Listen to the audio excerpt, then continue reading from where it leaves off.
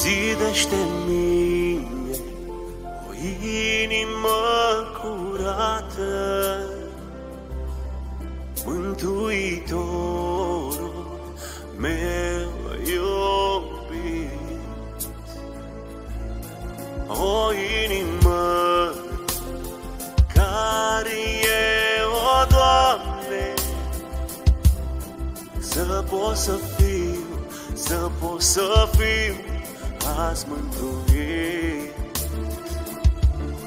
Te rog să-mi dai o inimă curată, blândețea ta să o pot avea, să fiu învățătorule ca tine, blând și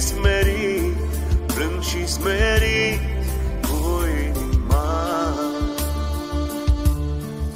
Eu știu că cei cu inima curată, ce Domnului slujesc mereu. În ziua aceea de mult așteptată, ei vor vedea pe Dumnezeu. Te rog să-mi dai o inimă curată, blândețea ta să o pot avea, să fiu învățătorule ca tine,